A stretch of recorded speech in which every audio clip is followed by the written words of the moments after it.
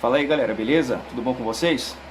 Bem, antes de começar esse vídeo eu gostaria de fazer aqui algumas colocações. Primeira colocação, a qualidade da imagem desse vídeo com certeza vai estar ruim, porque ainda estou usando o Movie Maker, e o Movie Maker está acabando com a qualidade dos meus vídeos, tá? Meu computador está zoado, preciso comprar um computador novo. Então, se eu baixar o Sony Vegas aqui, vai travar o computador, então eu vejo a importância do conteúdo desse vídeo. Então eu achei melhor gravar mesmo assim, tá?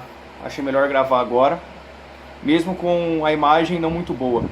Peço que se atentem ao conteúdo desse vídeo. O vídeo está grande porque eu fiz vamos dizer aqui, vamos considerar um mini documentário a respeito da morte de Enéas. Eu vou trazer nesse vídeo aqui pra vocês, tá bom? Eu vou trazer aqui informações importantes que vocês não sabiam, poucas pessoas sabem, e eu fui juntando as peças do quebra-cabeça e eu cheguei na conclusão que Enéas realmente foi assassinado. Antes eu tinha minhas dúvidas, né? Talvez fosse por câncer mesmo e tudo mais. Foi por câncer, mas eu vou dizer como que foi esse câncer projetado em Enéas. Fique comigo até o final desse vídeo aqui. Vou colocar várias fontes, muitas coisas vão aparecer aqui pra vocês. É muito importante, peço também que você baixe esse vídeo, porque na certa é bem capaz ele sair do ar, tá bom? Baixe esse vídeo e compartilhe o máximo possível. Aqui você vai ter nesse vídeo informações que você nunca teve, que pouquíssimas pessoas sabem a respeito. E eu já vou explicar tudo certinho nesse vídeo. E assim galera, esse vídeo está um pouco comprido, eu sei, tá? Mas eu tenho a convicção de que Enéas foi assassinado através das peças do quebra-cabeça que eu fui juntando. Assista esse vídeo até o final, para você reter todas as informações. Beleza? Então agora temos que fazer duas perguntas. Por que Enéas foi assassinado e como ele foi assassinado? E agora eu vou responder essas questões. Bem, eu vou direto ao ponto. Como é que mataram? Qual foi a forma que mataram? Bem, eu estudei aqui. Você vai ver que foi a maneira que eu achei a única resposta, juntando todo esse quebra-cabeça que já mostra a maneira que foi arquitetada para ele morrer, para desenvolver o câncer nele. O câncer do Enéas foi desenvolvido. Como? Estudando história, estudando a história da Rússia, de espiões da Rússia, de políticos da Guerra Fria, pessoas que foram assassinadas às escondidas, e foi tudo de maneira articulada para que ninguém suspeitasse que foi um assassinato. Dentro dessas histórias, você pode perceber que todos os políticos, praticamente todos os políticos da América Latina, foi desenvolvido um câncer. Sim, um câncer, através de partículas radioativas colocadas na comida da pessoa algumas vezes. O próprio plutônio, através, sabe, da radiação, o próprio urânio, algumas vezes na comida, isso causa câncer, que atinge rapidamente o corpo da pessoa. Ou seja, galera, não é à toa que muitos ex-presidentes, políticos, espiões tiveram câncer de maneira inexplicável, e todos morreram mais ou menos da mesma forma, principalmente ali na Guerra Fria, e principalmente também na Rússia. Aí você vai falar assim, pô Fabinho, mas quem foi capaz de fazer uma coisa dessa? Eu já respondo. A Patrícia Lima, que ela é uma filha adotiva do Dr. Enéas, o Dr. Enéas criou a Patrícia Lima, ela me contou muitas coisas a respeito do que se passava dentro do Prona, me deu uma lista de nomes dos traidores do Prona. O próprio Dr. Enéas uma vez falou em reportagem assim, né, que muitas pessoas, dá pra ver a tristeza no olhar dele, migraram, saíram do partido, e eu sei que foi por traição. E a Patrícia me contou muitas coisas que passavam na vida do Dr. Enéas, que deixavam ele absurdamente triste, e as pessoas que o traíram. Eu não vou dizer o nome das pessoas aqui para não prejudicar a Patrícia, não vou colocar aqui a lista dos nomes que eu tenho aqui, tá? Não vou fazer isso. Eu só quero que vocês saibam o que aconteceu, eu não quero prejudicar ninguém. Eu só quero mostrar a verdade para vocês. Sem citar nomes, porque não me... Por favor, porque não interessa citar, são ilustres desconhecidos da população. Foram 600 votos. 600 votos? 400. 275, 382. Então, Nem para nada. Veja, telespectador, pelo coeficiente eleitoral, São Paulo, para cada 250 mil votos dados a um partido, teria um deputado federal aproximadamente isso. eleito. E, no caso do deputado, ele teve sozinho 1.560.000 votos. Por conta dessa votação... Na verdade, nós estamos desprezando 10 mil, que é 70. Então, não é por conta dessa votação, ele conseguiu eleger 5 desconhecidos deputados. Eram profissionais gabaritados? Não. Nas suas áreas, sim. Que áreas? Médico, professor. 2 médicos, professor de filosofia, advogado, sim. Profissionais que estavam comigo há pelo menos há 3 décadas. E eles... 2 décadas. Ao chegar lá, eles continuam no Prona? Não. Não? Onde eles estão? Chegar lá, eles continuam no Prona? Não. Não? Onde eles estão? Chegar lá, eles continuam no Prona? Não. Não? Onde eles estão? 3 estão no PP, Papa, e o antigo PPB, e 1 está no PL. Mas, de novo, isso é uma opção deles, né? Quando se chega ao Congresso, veja, doutor Nogueira, a pessoa se deslumbra. Quando se chega ao Congresso, veja, doutor Nogueira, a pessoa se deslumbra. Não, podia ser uma opção deles, uma opção, mas um respeito à sua votação, ao seu partido, gratidão, que lhes garantiu uma cadeira de deputado federal por São Paulo, o maior estado da federação, e a sua votação é maior do que de muitos senadores e de candidatos ao governo de estado. É verdade. Mas aí o que se passa aí é compreensível quando se atenta para o privilégio que se tem na casa. Quando se atenta para o privilégio que se tem na casa. Nós estamos ali como se estivéssemos numa corte. Né? Há muita vantagem. Não estou falando pecuniária, só dinheiro. O senhor tem um elevador particular, o senhor é chamado de excelência. Se a pessoa não tiver uma estrutura, né, de caráter que a mantenha imune, né, é natural que queira ir para o lado do governo. Se a pessoa não tiver uma estrutura, né, de caráter que a mantenha imune, né, é natural que queira ir para o lado do governo. Porque o governo tem muito mais poder. O governo, estou falando do executivo. Veja, o senhor falou ali mensalão.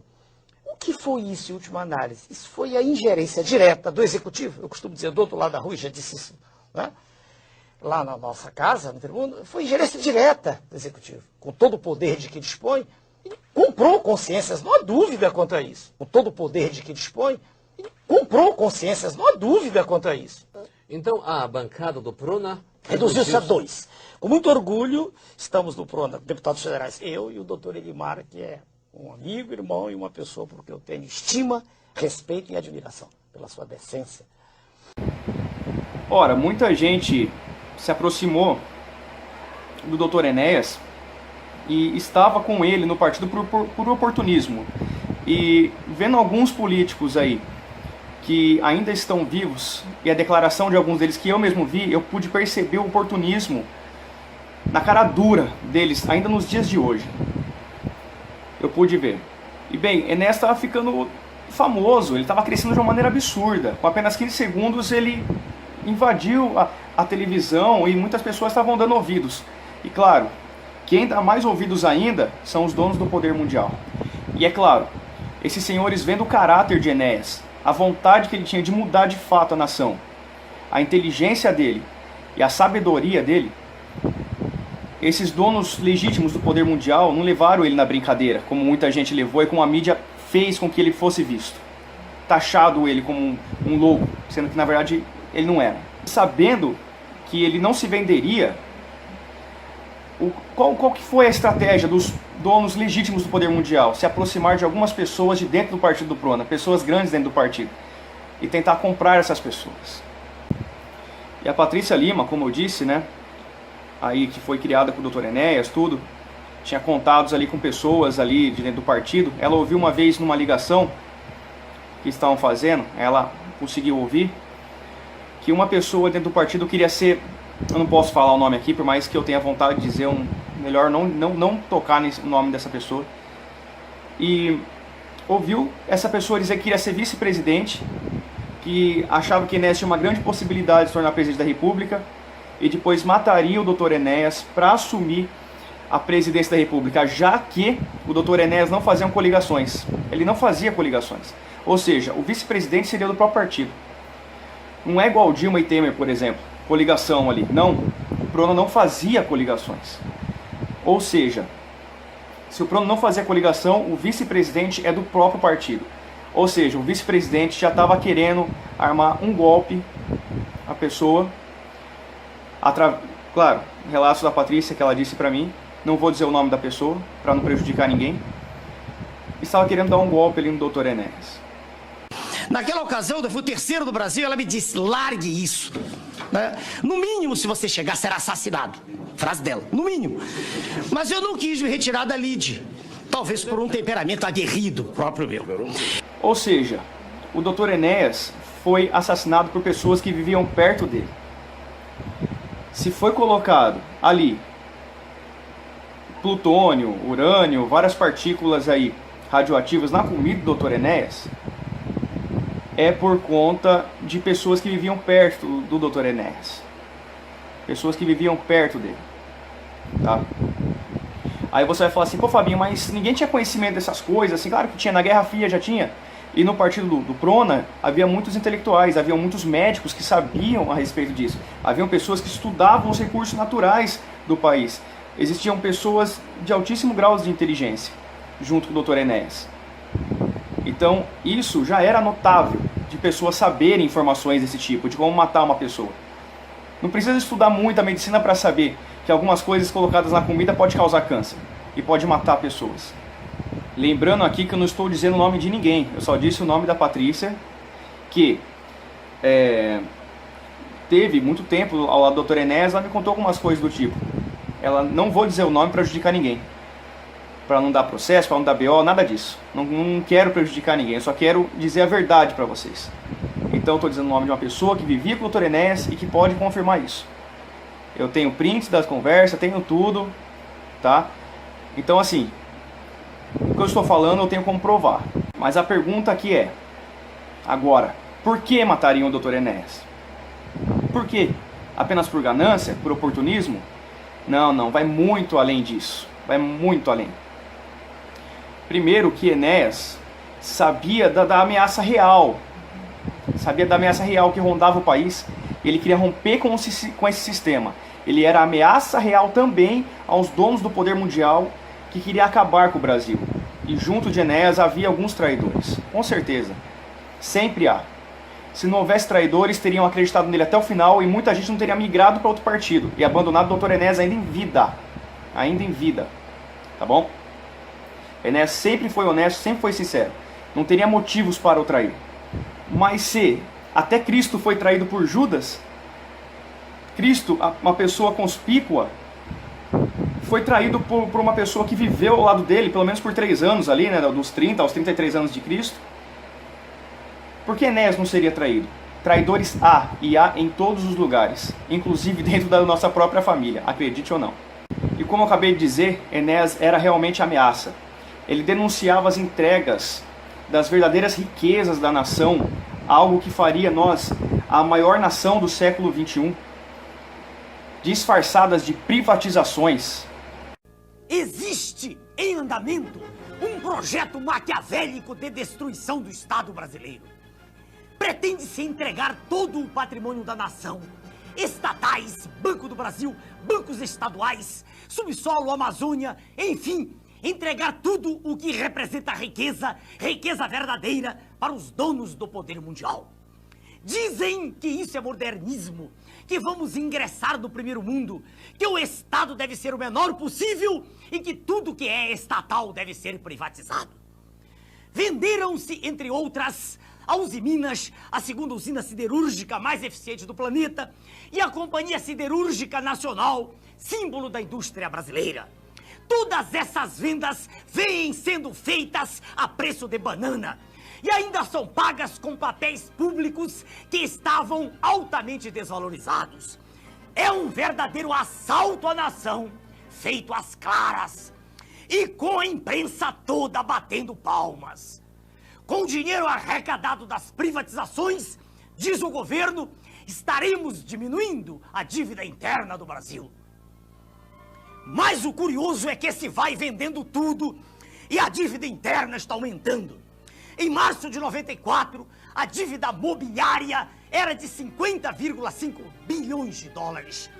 Em julho de 94, com a implantação do real, foi para 59,5 bilhões de dólares. E, em julho de 95, com 1 ano do Plano Real, ela já estava em 82,2 bilhões de dólares. Então, para que servem as privatizações?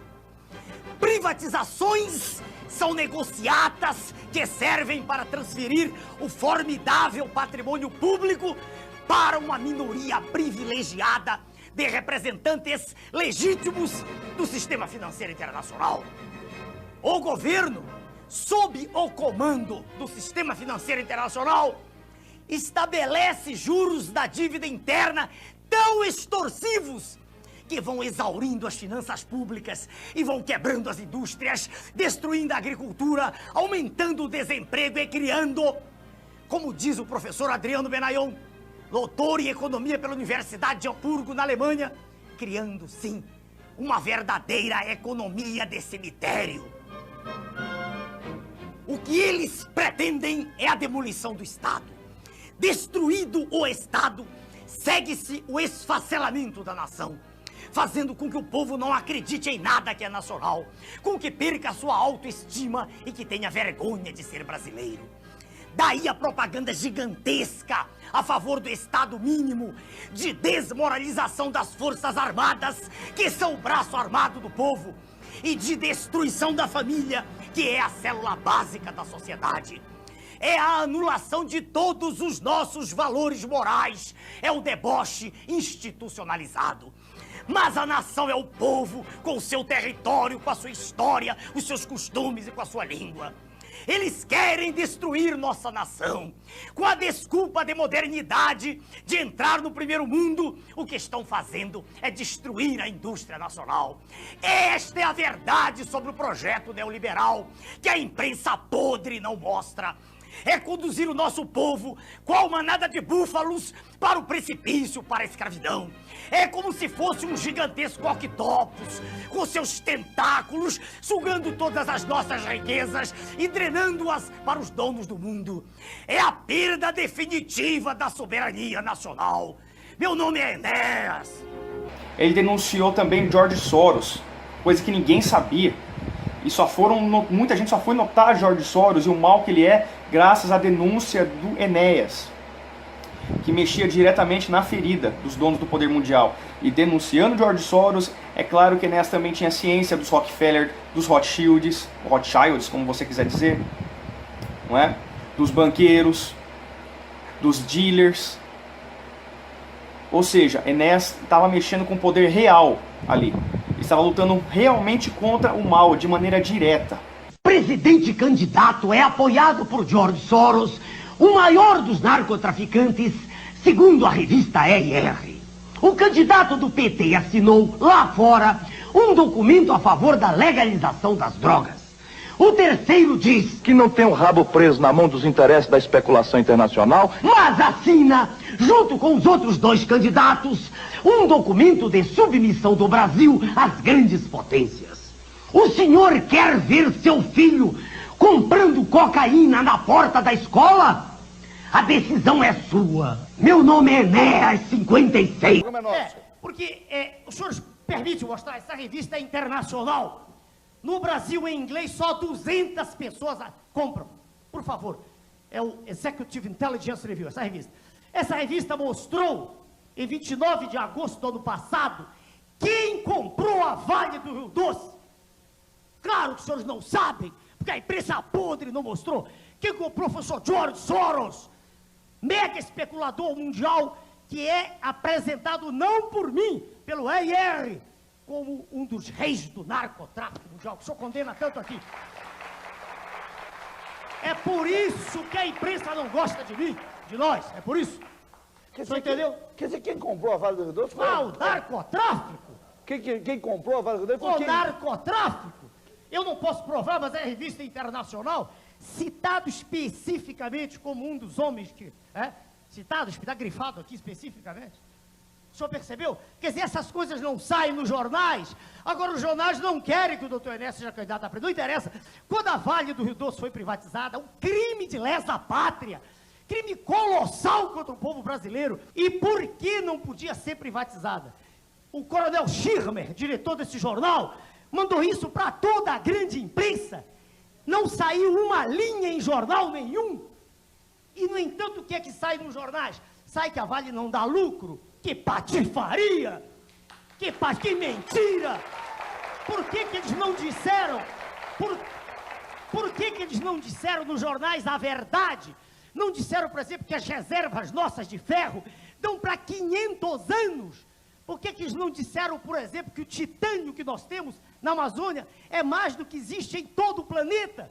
Por que eles não disseram que as reservas de ouro lá da África estão se esgotando e que as nossas serão provavelmente as maiores? Por quê? Por que não dizem que eu, por exemplo, processei a revista Veja, a mesma que falou do senhor, os que chamam o senhor de bizarro, porque o senhor mostra a verdade no seu programa? E os donos do mundo sabiam que Enéas denunciava com conhecimento de causa. Enéas denunciava várias fraudes dentro do próprio país. Enéas falava da verdadeira sangria da nação e que essa corrupção, esse mensalão, essa coisa era trocada de trombadinha. Na verdadeira sangria, através da verdadeira sangria, do lado ali, colocando do lado com a corrupção não era nada. Eu já fiz um vídeo a respeito disso, tá aqui no canal. Ou seja, Enéas denunciava a verdadeira sangria. Os meios de comunicação convencem o povo que o mal maior é a corrupção. Mas não dizem que a perda oficial, mantendo as taxas de juros em níveis elevadíssimos, provoca uma sangria gigantesca dos recursos que faz com que os corruptos sejam verdadeiros ladrões de galinha. Se o senhor acredita em mim, nas eleições deste ano digite 56. Meu nome é Enéas.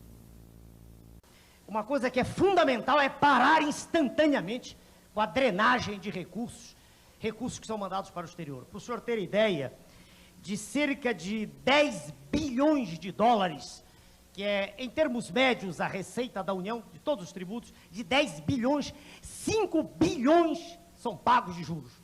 Dívida interna e externa. Isso o povo não sabe. 5 bilhões. Veja como não tem nenhum sentido essa discussão imbecil de fazer projeto de educação, de saúde, não adianta.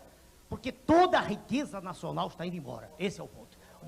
Então, há que, nesse instante, produzir, e isso é difícil até de dizer, porque causa um mal-estar, mas é preciso que exista uma ruptura com o que aí está.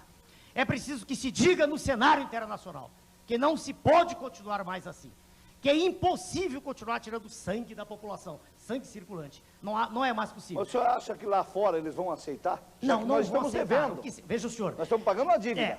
É interna e externa. Esse é o problema. As taxas de juros do Brasil são as mais altas do planeta. Para o senhor ter ideia, nem a Rússia está no nosso nível. Se fizer uma análise técnica, juro nominal, real, que não interessa aqui. Mas a nossa taxa de juros é a maior do planeta. Então essa história de dizer que os capitais fogem é conversa fiada. É conversa fiada, porque eles estão vindo em massa para cá para levar mais dinheiro de volta. Isso não adianta nada. Ninguém vem aqui de graça, exatamente. Né? Ninguém vem aqui de graça. E é perfeitamente possível nós sermos uma nação independente, não há dúvida quanto a isso. Enéas também denunciava a fraude que é aos partidos políticos e a falsa briga entre eles. É o que o senhor vê na televisão, no programa do presidente, tudo colorido, todos com dentes, artistas milionários. Se é essa a sua realidade, então vote neles. PSDB, PT, qualquer P, sempre estiveram juntos. É falsa a briga entre eles. Agora, se o senhor não aguenta mais ver menor abandonado na rua, tóxico, crime, tudo que não presta aumentando, se o senhor quer expulsar para sempre esses patifes do poder, só existe uma opção, 56. O senhor nunca me viu junto com nenhum deles, e comigo o senhor vai ficar livre de todos eles. Sua Excelência, o Presidente da República, é a pior coisa que o Brasil podia ter tido nesses últimos anos. O Presidente da República obedece a um comando alienígena, que não é do nosso país.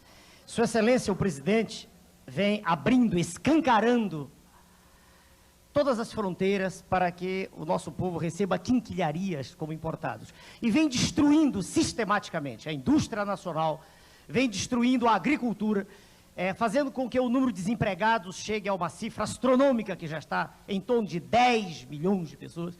Enfim, a cada instante, com um sorriso nos lábios, enganando a população, às custas de todo um sistema de comunicações que, lamentavelmente, está todo comprometido, com raríssimas exceções, o senhor sabe disso. O que se passa é que a população é enganada. Ela não tem ideia do que está se passando. Ela não percebe que está caminhando para um abismo. O abismo em que daqui a pouco o desemprego do lado está batendo na nossa porta. Renés também denunciava a fraude que é esse negócio de déficit da Previdência. Querem privatizar até a Previdência, dizendo que ela dá prejuízo. Mas isso também é mentira! Nos últimos 10 anos, a Previdência só deu prejuízo 2 vezes. Em 1984 e 1988. É uma estrutura altamente lucrativa.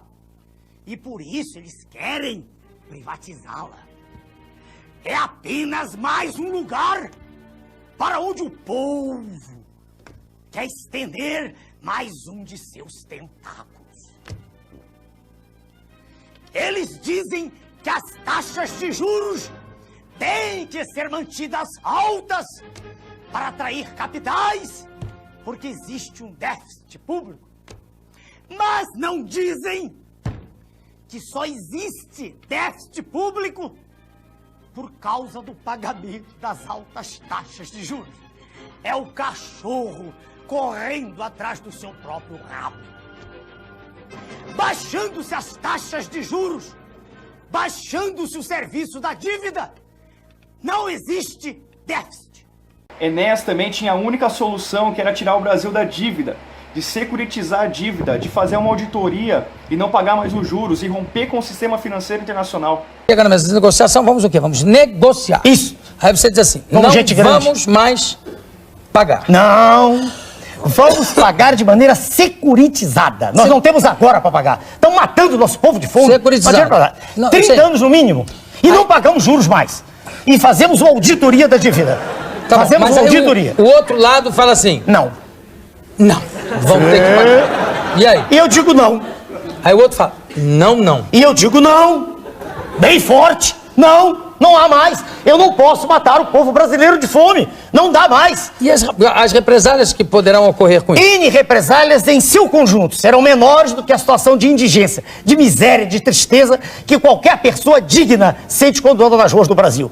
O Brasil é hoje um Haiti descomunal. Quer dizer, aqui você acabou de dar uma solução que é o seguinte, devo, não nego. Pago quando puder. 30 anos. Securitização é o nome de 60, seja lá o que for. É isso. Depende do outro lado, tem que combinar com o outro lado. Isso. O outro lado aceitar. Mas o outro lado tem interesses também. Agora, não, tudo bem. A dívida externa brasileira é astronômica. Na verdade, se colocássemos notas de $10, uma em seguida a outra, a distância obtida seria equivalente a 1.736.000 quilômetros, ou seja, cerca de 4 vezes a distância da Terra à Lua. É claro que não há como pagar essa dívida. Todo mundo sabe disso. Até os credores sabem. Importante mesmo, sério mesmo, é o pagamento do serviço da dívida, dos juros exorbitantes que estão tornando exangue a população brasileira.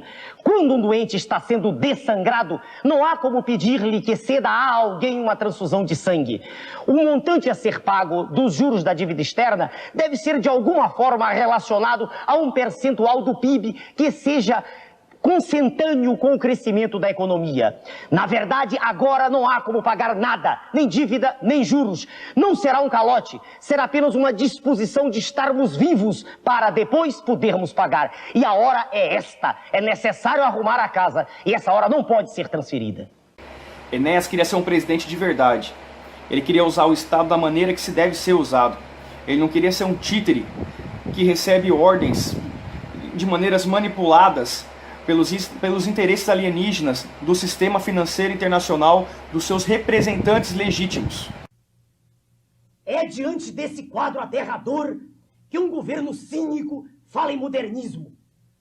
É, na verdade, um Estado omisso em relação ao seu dever básico. Parem de pensar que todo mundo é imbecil. Chega de tanta mentira. Não me venham com essa história que o Estado tem que deixar de ser paternalista. Num país como o nosso, onde a fome graça, é imperioso que o Estado assuma o seu papel, cuidando dos mais pobres, injetando recursos vultosos na área social. E isto não é ser bonzinho, é simplesmente não ser estúpido. Ou se faz isto, ou assistiremos todos nós, como já vimos assistindo, ao crescimento de uma horda, de uma legião de famintos assaltando casas, depredando lojas, estimulados e aplaudidos pela esquerda desordeira e irresponsável, liderada por um grupo de pacóvios que não conseguiram aprender nem com a experiência, que isso também não leva a nada. Essa é a realidade social brasileira. Meu nome é Enéas. Então, repetindo, eu não posso ter, dirigindo o Ministério da Saúde, um mentecapto. Não. Eu tenho um médico preparado e respeitado pelos seus pares. Só que ele não vai me dizer o que deve ser feito, porque eu tenho condições de discutir com ele. Né? O meu ministro da Economia será um indivíduo respeitado pelos seus pares, com preparo em concurso e afinado com as nossas ideias.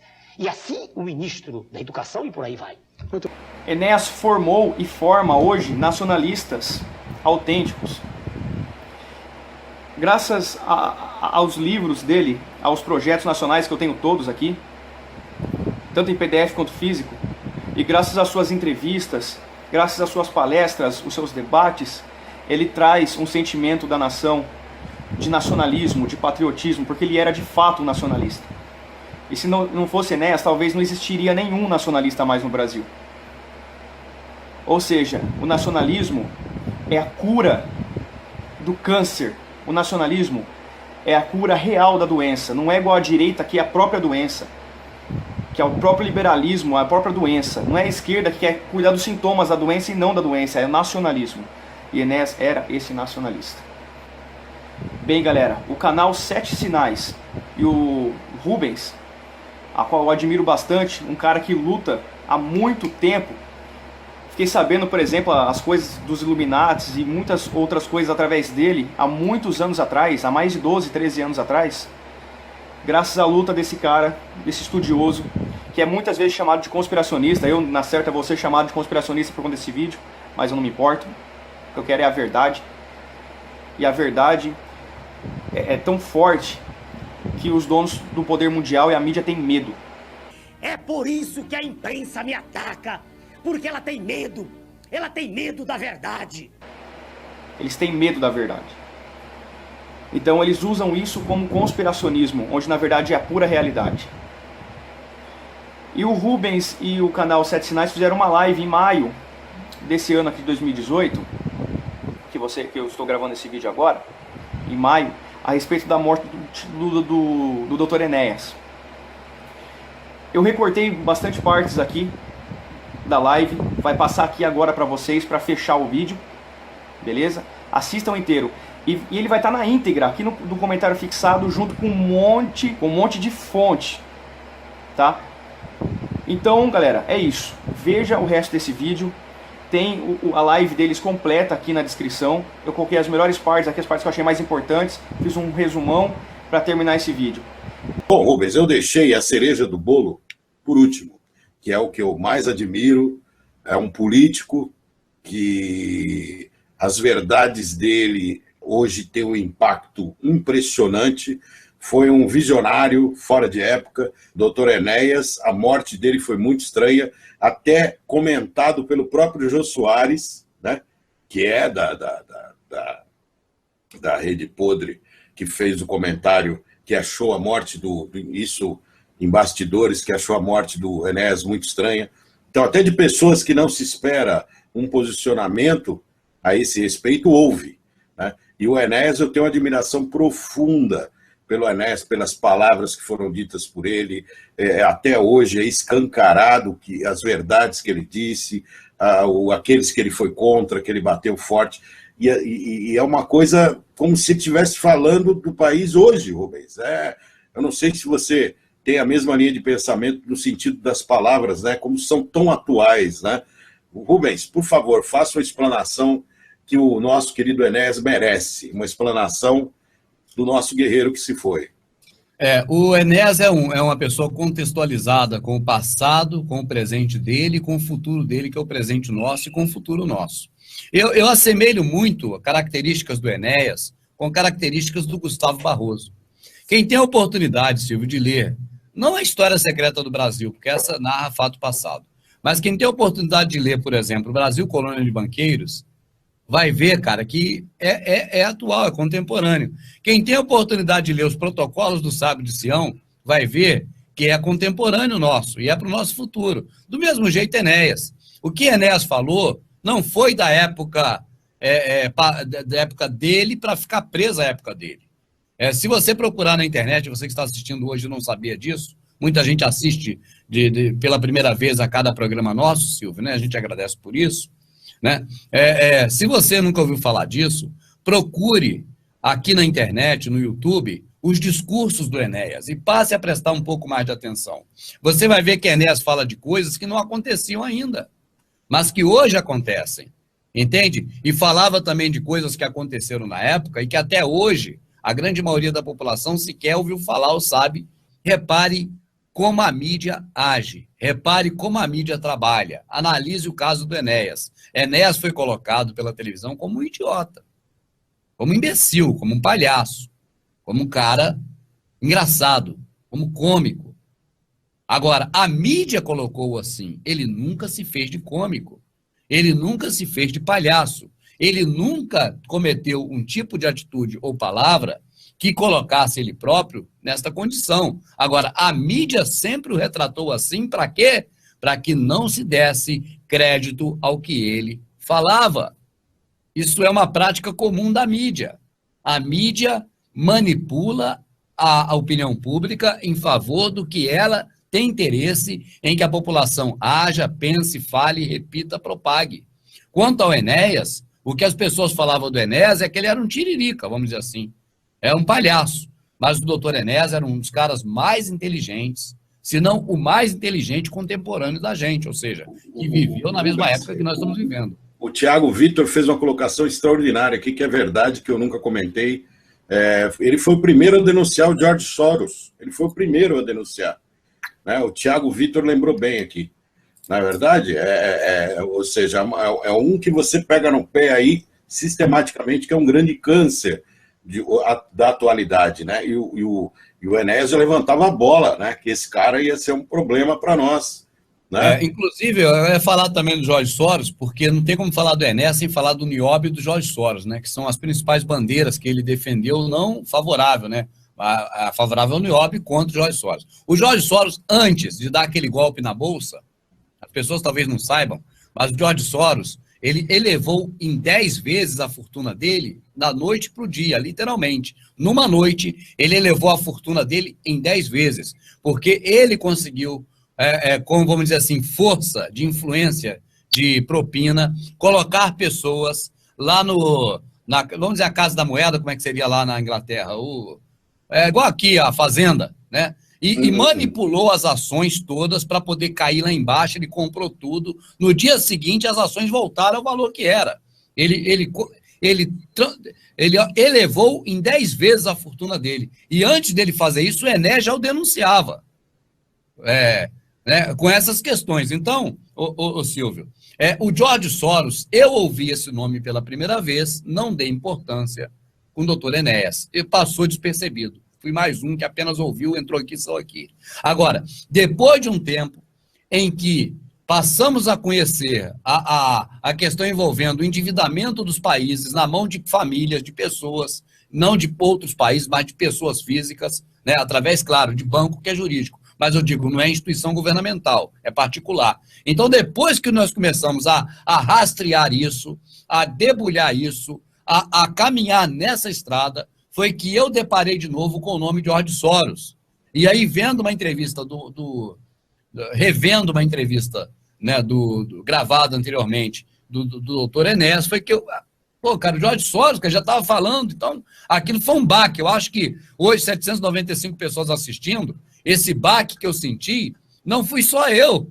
Eu penso que muitos dos que estão aqui assistindo, né, quando conheceu o George Soros através da evolução da agenda global, vamos dizer assim, né, e de rastrear a agenda global, quando conheceu o George Soros e ouviu novamente a reportagem, a entrevista do Enéas, eu penso que estremeceu, cara.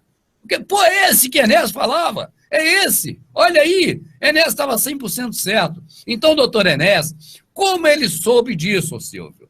Doutor Enéas soube disso porque ele era um cara extremamente, primeiro, culto, ele conhecia, e segundo, destemido, não tinha medo. interessado em falar a verdade para as pessoas, mereça ou não mereça, porque também uma boa parte do gado não merece saber a verdade. Quando eu falo isso, eu estou falando de quem? De quem neste momento está rindo com a televisão, está ouvindo na TV as porcarias que dizem hoje para responder ou repetir amanhã no trabalho, na fila, na rua, no carro, em todo lugar. Então, essa grande massa não merecia um homem como o doutor Enéas, e muito menos tomar conhecimento do que o doutor Enéas falou.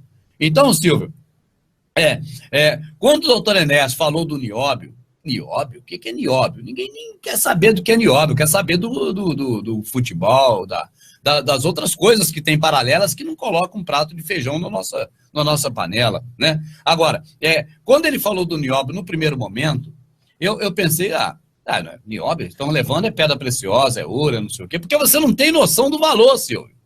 Você não tem noção do valor. É aquela coisa que nós aprendemos na escritura. Em parte julgo, porque em parte conheço. Então a gente julga a partir do que nós conhecemos. Se nós não conhecemos o nióbio, nós não vamos de maneira nenhuma ver valor nisso. Então você vê um cara defendendo o nióbio, você vai, pô, que nióbio, que é nióbio? Nem lembro o nome mais. E os desinformantes da internet e da televisão fazem questão de dizer que nióbio não vale merda nenhuma, o tempo inteiro.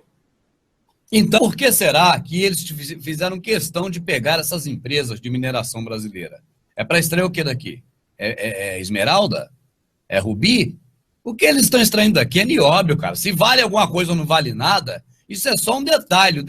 O certo é que eles estão levando tudo e que o Brasil tem 95% das jazidas de nióbio de todo o planeta. Agora, se isso não é raro, é a primeira coisa que é raro e não é caro.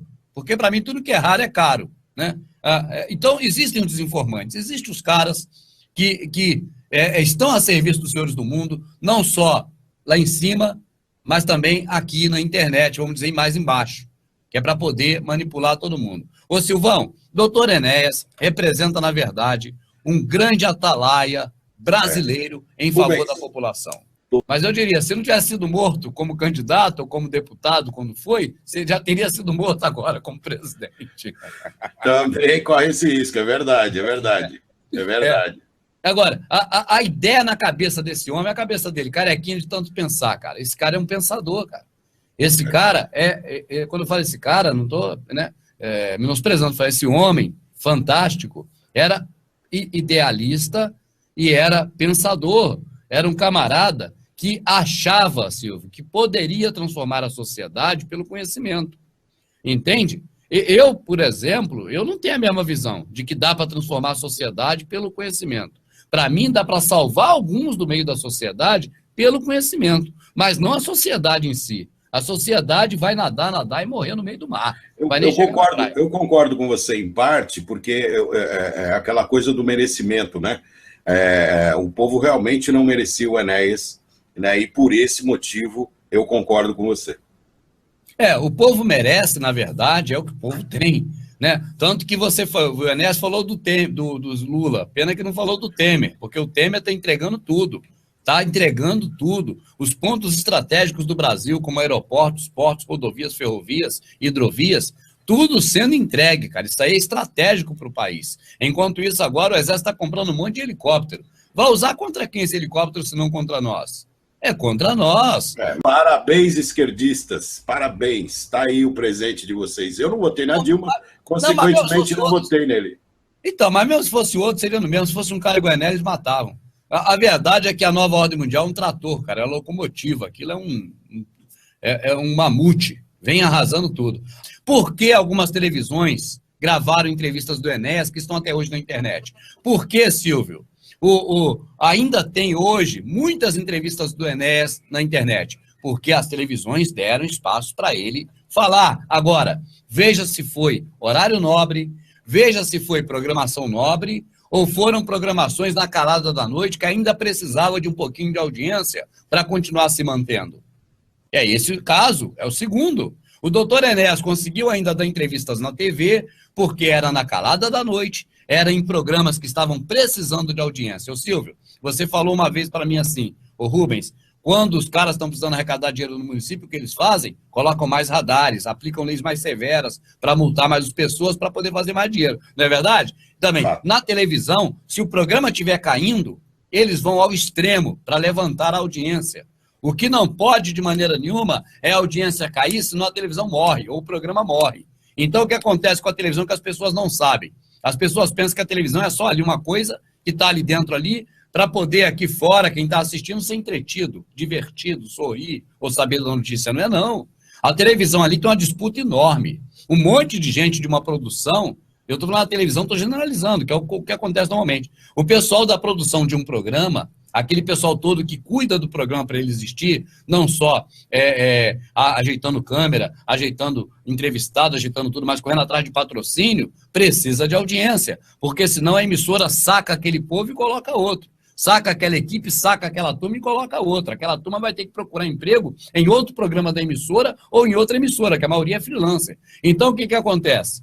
Quando o programa está ficando para baixo, aí os caras recorrem ao extremo para poder a audiência subir. O Enéas foi um elemento que só conseguiu espaço na televisão por conta dele puxar a audiência. Um dia, depois que todos os índios forem mortos, aí a cavalaria chega para poder levantar o troféu. Então, um dia eu vou falar isso, igual estão falando hoje, né, do assassinato do Kennedy, que já caiu, né, virou coisa pública e notória. Os documentos todos foram abertos agora há uns 10 anos atrás, é super interessante, no Brasil publicou todos eles, né, o FBI confiscando, roubando, palavra confiscar é bonita, roubando todas as anotações de Tesla, né, o assassinato do Tesla, tudo vem à tona, Silvio, quando no apagar das luzes, quando não tem mais importância, quando o show já terminou e as cortinas fecharam, aí vem à tona.